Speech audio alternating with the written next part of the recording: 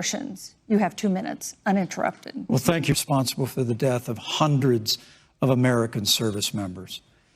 When the opportunity came, we saw him headed to Baghdad to kill more Americans. President Trump didn't hesitate. And Qasem Soleimani is gone. But you deserve to know that, with regard to Joe Biden, it's explainable. Because history records that Joe Biden actually opposed the raid against Osama bin Laden. It's absolutely essential that we have a commander-in-chief who will not hesitate to act to protect American lives and to protect American service members, and that's what you have in President Donald Trump. Now, with regard to the Supreme Court of the United States, let me say President Trump and I could not be more enthusiastic about the opportunity to see Judge Amy Coney Barrett become Justice Amy Coney Barrett. Now, she's a brilliant woman, and she will bring a lifetime of experience and a sizable American family to the Supreme Court of the United States. And our hope is, in the hearing next week, unlike Justice Kavanaugh received with treatment from you and others, we hope she gets a fair hearing. And we particularly hope that we don't see the kind of attacks on her.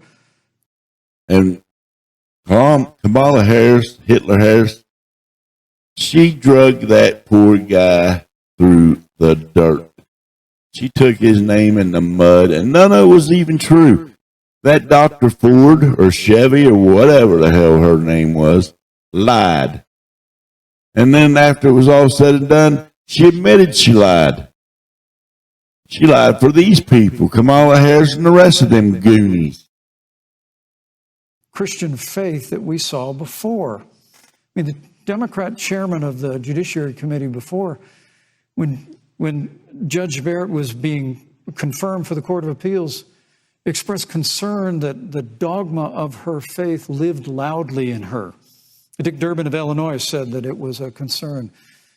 Senator, I know one of our judicial nominees you actually attacked because they were a member of the Catholic Knights of Columbus, just because the Knights of Columbus holds pro-life views and Thank you. views. Thank you, Vice President Pence. So your time is up. There she goes again, interrupting when we go to pro-life. Listen, it's murder. Plain and simple. Abortion is murder. And they have this late-term abortion now. It's murder. And I wish somebody would speak up and tell them why the Democrats like late-term abortion, all the way to the end where they're almost ready to get birth. Why? Ask them why they like it. Ask Hollywood why they push for it. You'll find some nasty stuff if you dig into it. These people are deranged. That when the hearing takes place, thank you, Vice President Pence. That Judge Amy Coney Barrett will be respected, thank you, treated Vice President respectfully, Pence. voted and confirmed to the Supreme Court of the United States. Senator Harris, you're the senator from and former Attorney General of California. So let me ask you a parallel question to the one I posed to the Vice President. If Roe v. Wade is overturned, what would you want California to do? Would you want your home state to enact no restrictions on access to abortion? And you have 2 minutes uninterrupted. Thank you, Susan. First of all, Joe Biden and I are both people of faith. You're not a people of faith. Suggest he is. You're not. That we would knock anyone for their faith. And in fact, Joe, if elected, will be only the second practicing Catholic as president of the United States. And Joe Biden wants to put the Muslim religion in schools. He wants to be taught, he wants your kids to be taught the Muslim Islamic religion. Now you tell me he's a man of faith. Because if he was a man of faith, he would steer clear of that stuff. There's only one true religion, and that's the Christian religion. I don't care who, what, where you're from, but you cannot. America was based on Christian faith. That's the whole thing. It was built on Christian faith. Not Muslim, Christian. Keep the Muslim teaching out of our schools. You can't even teach the Christian religion in schools. Them kids can't pray. They can't bring a Bible. You don't teach nothing. So you need to keep your Muslim shit out of our school. On the issue of this. Go back of to this wherever it is that nomination, Muslims go. Joe and I are very clear, as are the majority of the American people. We are 27 days before the decision about who will be the next president of the United States. And, you know, before, when this conversation has come up, you know, it's been about election year or election time. We're literally in an election. Over 4 million people have voted. People are in the process of voting right now. And so Joe has been very clear, as the American people are. Let the American people fill that seat in the White House, and then we'll fill that seat on the United States Supreme Court. And to your point, Susan, the issues before us couldn't be more serious. There's the issue of choice, and Trump has every right to fill that seat. It's up to the elected president to fill that seat. And I hope he does, because you people just want to stack the court. The Democrats are evil guys. Stay away from them. I will always fight for a woman's right to make a decision about her own body. It should be her decision and not that of Donald Trump and the vice president, Michael Pence. But let's also look at what else is before the court. It's the Affordable Care Act. Like, literally in the midst of a public health pandemic, when over 210,000 people have died and 7 million people probably have what will be in the future considered a pre-existing condition because you contracted the virus. Donald Trump is in court right now trying to get rid of the Affordable Care Act. And I said it before, and it bears repeating. This means that there will be no more protections if they win for people with pre-existing conditions. This means that over 20... Trump always said he wasn't getting rid of the pre-existing condition. Now, he's kept every promise he's made. And why wouldn't he keep that? You know, he's not a politician. He's just a businessman doing a job that these other presidents, Obama and Biden, Bush, and you can go back through to Reagan, they never did nothing. The only one that did halfway decent was Clinton. He had us with a zero debt. But that was Mr. Clinton, not Miss Clinton. But then things changed after that. It went downhill. And then you get to Obama, and it really got bad. Our army, our military was depleted. Nobody liked us because everybody didn't respect us because Obama went out and was apologizing for America. Why would you apologize for America? We spend billions of dollars of taxpayer money every year on these other countries. But when you want to turn around and say, hey, enough's enough, we need to put America first, we need to do infrastructure repair, we need to help our people, then we're bad. We're bad people, guys. Yeah, this woman needs to go to hell where she belongs. 20 million people will lose your coverage. It means that if you're under the age of 26, you can't stay on your parents' coverage anymore. And here's the thing. Well, they should have jobs be and more clear. They're get trying to that get shit rid of the Affordable herself. Care Act. Joe Biden is saying, let's expand 26 coverage. years Let's old, give you you're not a kid anymore. Get up off your ass, get a job, go to work, whatever. But you shouldn't be on your parents' insurance at that age. You're an adult. You're an adult. Act like it. My comment, this damn Hitler Harris is dumb. Hitler Harris, this is for you, you dumb bitch. choice of a public option or private coverage. Let's bring down premiums. Thank you, Senator Let's Harris. lower Medicare eligibility to 60. Thank you, Senator. That's truly. You mentioned earlier, Vice President Pence, that the president was committed to maintaining protections for people with pre-existing conditions. But you do have this court case that you are supporting, your administration supporting, that would strike down the Affordable Care Act. The president says, President Trump says that he's going to protect people with pre-existing conditions, but he has not explained how he would do that. And that was one of the toughest nuts to crack. when they were passing the Affordable Care Act. So tell us specifically, how would your administration protect Americans with pre-existing conditions to have access to affordable insurance if the Affordable Care Act is struck down? Well, thank you, Susan. But let me just say, addressing your very first question, I couldn't be more proud to serve as vice president to a president who stands without apology for the sanctity of human life. I'm pro-life. I don't apologize for it. And this is another one of those cases where there's such a dramatic contrast. Joe Biden and Kamala Harris support taxpayer funding of abortion all the way up to the moment of birth, late-term abortion. They want to increase funding to Planned Parenthood of America.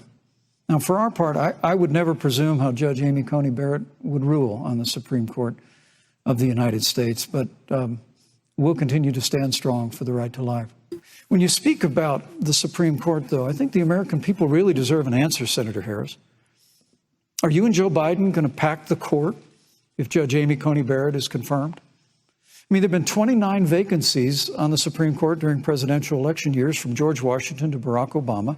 Presidents have nominated in all 29 cases. But your party is actually openly advocating adding seats to the Supreme Court, which has had 9 seats for 150 years, if you don't get your way. This is a classic case of if you can't win by the rules, you're going to change the rules. Joe Biden if Judge Amy Coney Barrett is confirmed at the Supreme Court of the United States, are you and Joe Biden, if somehow you win this election, going to pack the Supreme Court to get your way? I'm so glad we went through a little history lesson. Let's do that a little more. In 1864... Well, I'd like you to answer the question. No, Mr. Vice President, I'm speaking. I'm speaking. Okay. In 1864, one of the, I think, political heroes, certainly of the president, I assume of you also, Mr. Vice President, is Abraham Lincoln. Mm-hmm. Abraham Lincoln was up for re-election, and it was 27 days before the election, and a seat became open on the United States Supreme Court.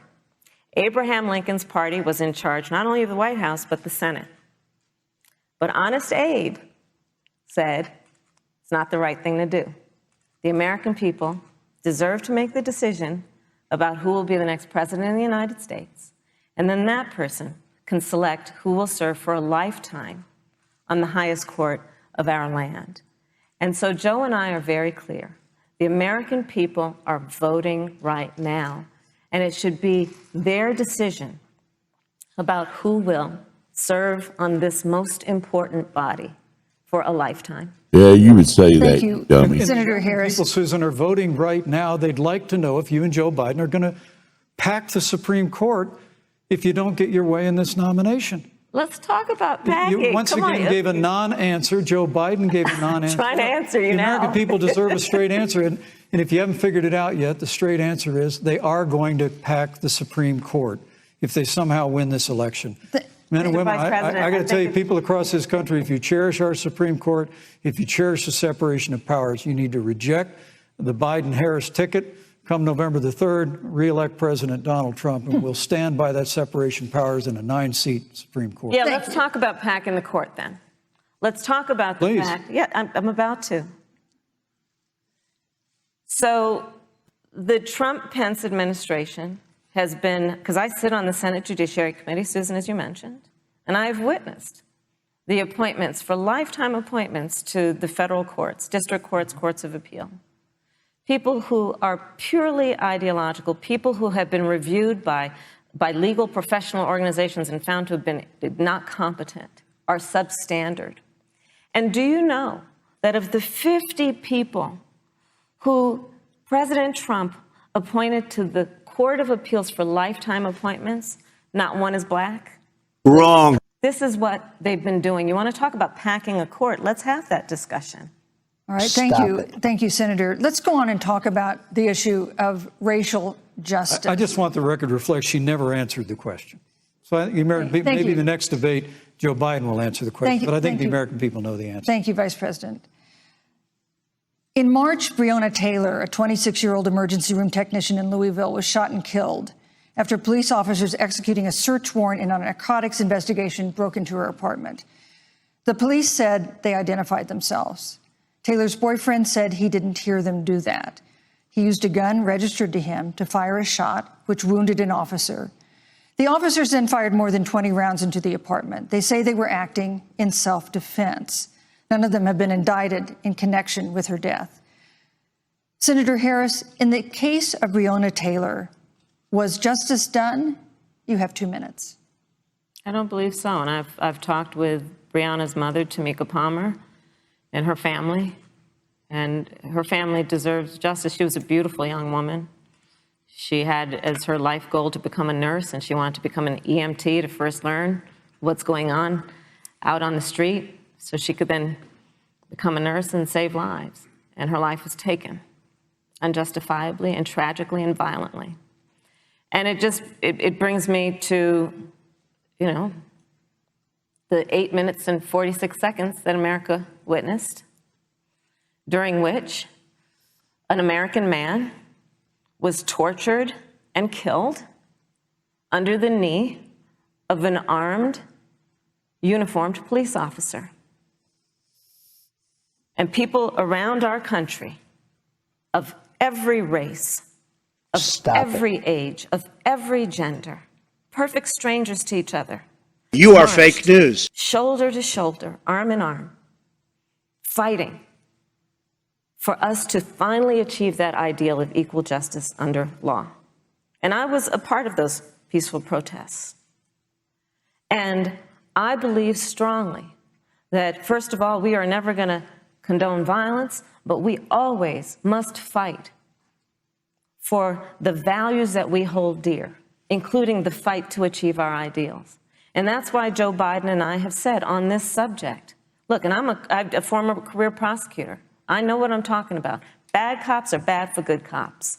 We need reform of our policing in America and our criminal justice system, which is why Joe and I will immediately ban chokeholds and carotid holds. George Floyd would be alive today if we did that. We will require a national registry for police officers who break the law. We will, on the issue of criminal justice reform, get rid of private prisons and cash bail, and we will decriminalize marijuana. And we will expunge the records of those who have been convicted of marijuana. This is a time for leadership on a tragic, tragic issue of unarmed Black people in America who have been killed. Thank you, Senator Harris. Wrong. Vice President Pence, let me pose the same question to you. In the case of Breonna Taylor, was justice done? You have 2 minutes, uninterrupted. Well, our heart breaks for the loss of any innocent American life. And the family of Breonna Taylor has our sympathies. But I trust our justice system, a grand jury that refused the evidence. And it really is remarkable that as a former prosecutor, you would assume that an impaneled grand jury looking at all the evidence got it wrong. But you're entitled to your opinion, Senator. I think, look, and with regard to George Floyd, there's no excuse for what happened to George Floyd. And justice will be served. But there's also no excuse for the rioting and looting that followed. I mean, it really is astonishing. Flora Westbrook is with us here tonight in Salt Lake City. Just a few weeks ago, I stood at what used to be her salon. It was burned to the ground by rioters and looters. And Flora is still trying to put her life back together. And I must tell you, this presumption that you hear consistently from Joe Biden and Kamala Harris, that America is systemically racist, and that, as Joe Biden said, that he believes that law enforcement has an implicit bias against minorities, is a great insult to the men and women who serve in law enforcement. And I want everyone to know who puts on the uniform of law enforcement every day that President Trump and I stand with you. And it is remarkable that when Senator Tim Scott tried to pass a police reform bill, brought together a group of Republicans and Democrats, Senator Harris, you got up and walked out of the room. And then you filibustered Senator Tim Scott's bill on the Senate floor that would have provided new accountability, new resources. Look, we don't have to choose between supporting law enforcement, improving public safety, and supporting our African American neighbors and all of our minorities. Under President Trump's leadership, we'll always stand with law enforcement. We'll do what we've done from day one, and that is improve the lives of African Americans. Thank you, Vice President. Record unemployment, record investments in education, and we'll fight for school choice for all of our members. Thank you, Vice President. I'd like to respond. Senator Harris. I will not sit here and be lectured by the Vice President on what it means to enforce the laws of our country. I am the only one on this stage who has personally prosecuted everything from child sexual assault to homicide. I'm the only one on this stage who has prosecuted the big banks for taking advantage of America's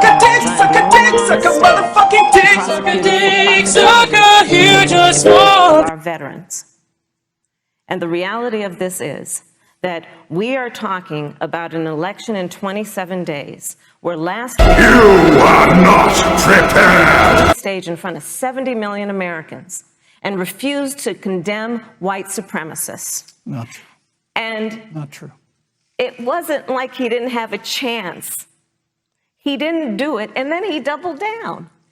And then he said, when pressed, stand back, stand by. And this is a part of a pattern of Donald Trump's.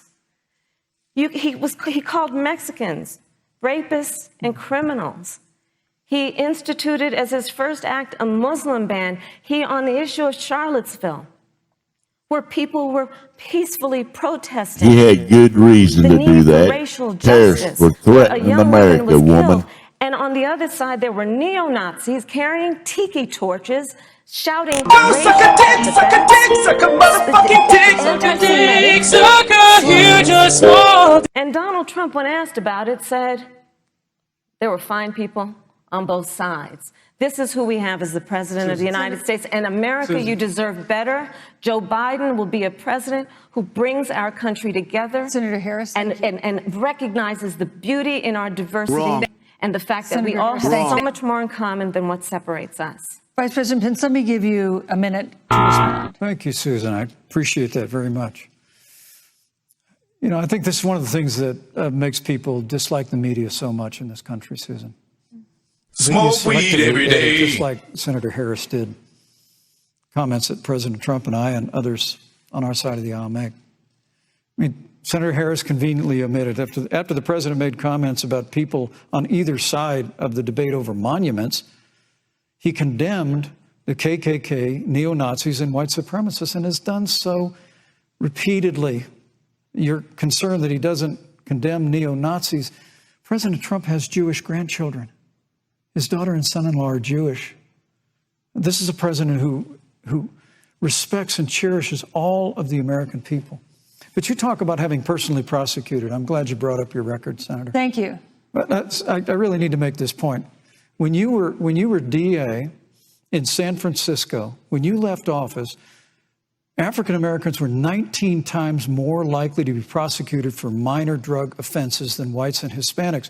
When you were Attorney General of California, you increased the disproportionate incarceration of blacks in California. You did nothing in criminal justice reform in California. You didn't lift a finger to pass the First Step Act on Capitol Hill. I mean, the reality is your record speaks for itself. President Trump and I have fought for criminal justice reform. Thank you, Vice President Pence. We fought for educational choice and opportunities for African Americans, all of our minorities. Thank you, sir. And we'll do it for 4 more Thank you. years. You know, there is no more important issue than the final issue that we're going to talk about tonight, and that is the issue of the election itself. Susan, he attacked my record. I would like an opportunity. Yeah, he was just. Let me give you 30 seconds because we're running out of time. I appreciate that. First of all, having served as the Attorney General of the state of California, the work that I did is a model of what our nation needs to do, and we will be able to do under a Joe Biden presidency. Our agenda includes what this administration has failed to do. It will be about not only instituting a ban on chokeholds and carotid holes. Thank you. Not only. Thank you, Senator I Harris. would like to go through. These are points that you made earlier in the hour, and I want to talk about the election itself before we have to. But I want to talk about the connection between what Joe and I will do and my record, which includes I was the first statewide officer to institute a requirement that my agents would wear body cameras and keep them on full time. We were the first to initiate a requirement that there would be a training for law enforcement on implicit bias because, yes, Joe Biden and I recognize that implicit bias does exist, Mr. Vice President, contrary to what you may believe. We did the work of instituting reforms that were about investing in reentry. This is the work that we have done and the work we will do going forward. And again, I will not be lectured by the Vice President on our record of what we have done in terms of law enforcement and keeping our communities safe and a commitment to reforming the criminal justice system of America. Thank you, Senator Harris. And I'd like to pose the first, I'd like you to respond first to the question on our final topic, the election itself. President Trump has several times refused to commit himself to a peaceful transfer of power after the election.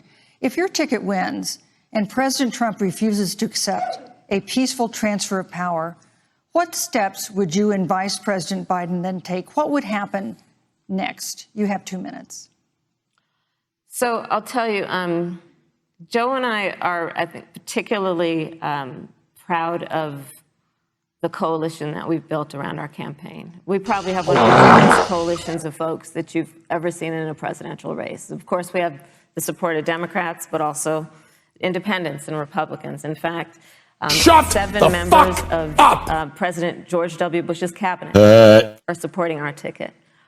We have the support of Colin Powell, Cindy McCain, John Kasich, over 500 generals, retired generals, and former national security experts and advisors are supporting our campaign. And I believe they are doing that because they know that Joe Biden has a deep, deep-seated commitment to fight for our democracy and to fight for the integrity of our democracy and to bring integrity back to the White House. And so we believe in the American people. We believe in our democracy. And here's what I'd like to say to everybody. Vote. Please vote. Vote early. Come up with a plan to vote. Go to iwillvote.com. You can also go to joebiden.com. We have it within our power in these next 27 days to make the decision about what will be the course of our country for the next 4 years. And it is within our power, and if we use our vote and we use our voice, we will win. And we will not let anyone subvert our democracy with what Donald Trump has been doing, as he did on the debate stage last week, when again in front of 70 million people, he openly attempted to suppress the vote. Joe Biden, on the other hand, on that same debate stage, because clearly Donald Trump doesn't think he can run on a record because it's a failed record, Joe Biden on that stage said, hey, just please vote. So I'll repeat what Joe said. Please vote. Thank you, Senator. Vice President Pence, President Trump has several times refused to commit himself to a peaceful transfer of power after the election. If Vice President Biden is declared the winner and President Trump refuses to accept a peaceful transfer of power, what would be your role and responsibility as Vice President? What would you personally do? You have 2 minutes. Well, Susan, first and foremost, I think we're going to win this election.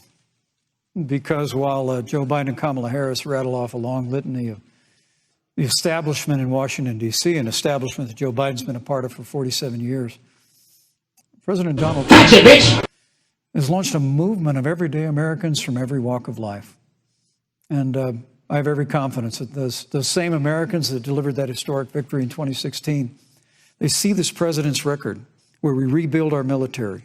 We revived our economy through tax cuts and rolling back regulation, fighting for fair trade, unleashing American energy. We appointed conservatives to our federal courts at every level. And we stood with the men and women of law enforcement every single day. And I think that movement of Americans has only grown stronger in the last 4 years. When you talk about accepting the outcome of the election, I must tell you, Senator, your party has spent the last 3.5 years trying to overturn the results of the last election. It's amazing. when Joe Biden was vice president of the United States, the FBI actually spied on President Trump and my campaign. I mean, there were documents released this week that the CIA actually made a referral to the FBI documenting that those allegations were coming from the Hillary Clinton campaign. And of course, we've all seen the avalanche, what you put the country through for the better part of 3 years until it was found that there was no obstruction, no collusion, case closed. And then Senator Harris, you and your colleagues in the Congress tried to impeach the President of the United States over a phone call. And now Hillary Clinton has actually said to Joe Biden that in her words, under no circumstances should he concede the election. So let me just say, I think we're going to win this election. President Trump and I are fighting every day in courthouses to prevent Joe Biden and Kamala Harris from changing the rules and creating this universal mail-in voting that will create a massive opportunity for voter fraud. And we have a free and fair election. We know we're going to have confidence in it. And I believe in all my heart that President Donald Trump's going to be reelected for 4 more years. It's not going to be free and fair, folks. I've written all the questions that I've asked tonight, but for the final question of the debate, I'd like to read a question that someone else wrote. The Utah Debate Commission asked students in the state to write essays about what they would like to ask you. And I want to close tonight's debate with the question posed by Brecklin Brown. She's an 8th grader at Springville Junior High in Springville, Utah. And here's what she wrote, quote, "When I watch the news, all I see is arguing between Democrats and Republicans. When I watch the news, all I see is citizen fighting against citizen. When I watch the news, all I see are 2 candidates from opposing parties trying to tear each other down. If our leaders can't get along, how are the citizens supposed to get along?" And then she added, "Your examples could make all the difference to bring us together," end quote. So to each of you in turn, I'd like you to take 1 minute and respond to Brecklin. Vice President Pence, you have 1 minute. Brecklin, it's a wonderful question. And let me just commend you for taking an interest in public life. I started following the news when I was very young. And in America, we believe in a free and open exchange of debate. And we celebrate that. And it's how we've created literally the freest and most prosperous nation in the history of the world. I would tell you that don't assume that what you're seeing on your local news networks is synonymous with the American people.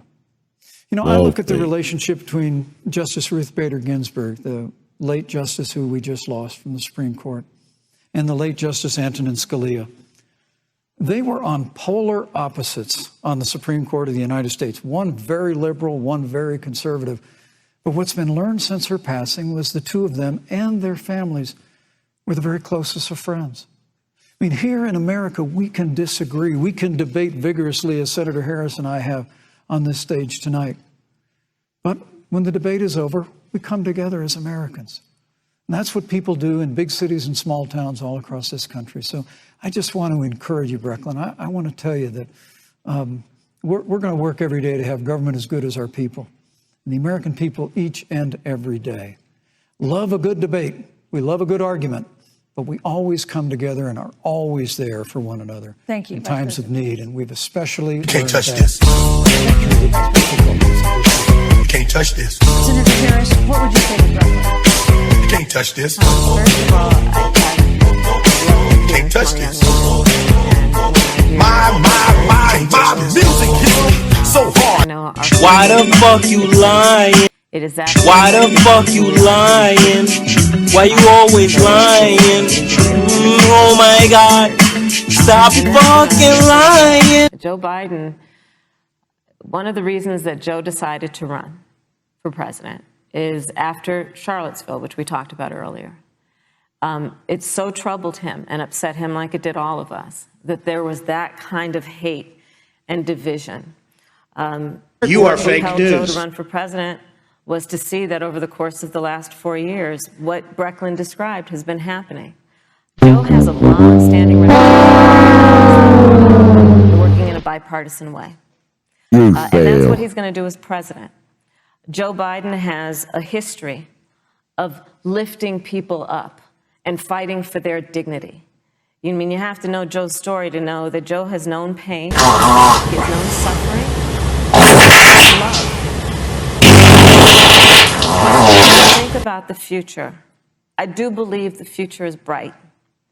And it will be because of your leadership, and it will be because we fight for each person's voice through their vote, and we get engaged in this election because you have the ability through your work and through eventually your vote Thank you, to Senator determine Harris. the future of our country and what its leadership looks like. Thank you, Senator Harris. Thank you, Vice President Pence. Thank you so much for being with us tonight. We want to thank also the University of Utah for its hospitality. And most of all, our thanks to all the Americans who watched this debate tonight.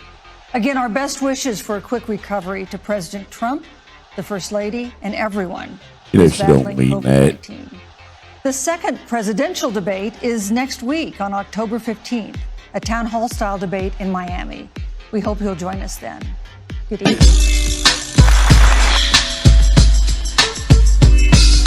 There you have it, folks. A lot more lies from you know who.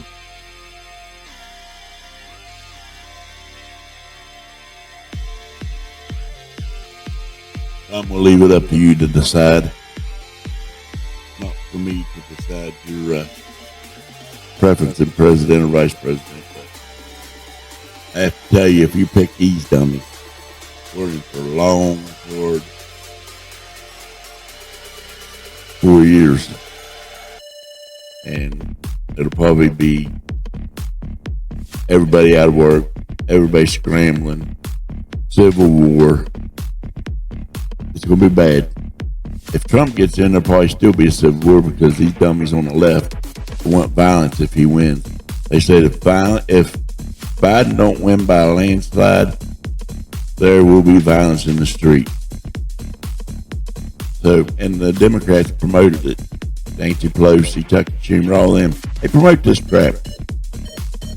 Anyway, it's up to you. You decide. It's just my opinion. That's all this is. I'm just giving you my opinion on most things. Some things are factual, but most of it's my opinion, what I would do. But I'm going to beat it in your head again.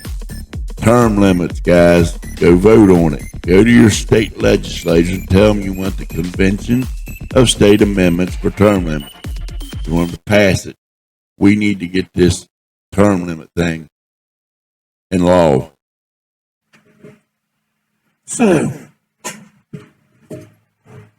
I want to talk to you all about term limits. I know you're getting sick of hearing it, but it has to be talked about. We need term limits, and it's up to you. You are the voice. You are the voice of champions, you silent majority.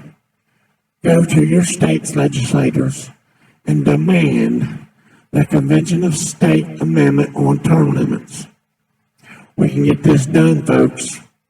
Only the council, and you have to demand it. Sign that petition for your state, or just go on ustermlimits.com, sign the petition.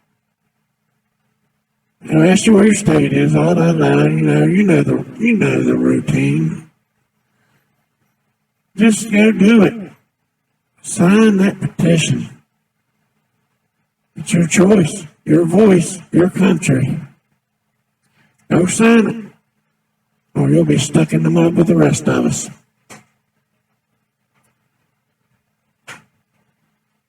Toodle the loodle, people. Toodle the loodle.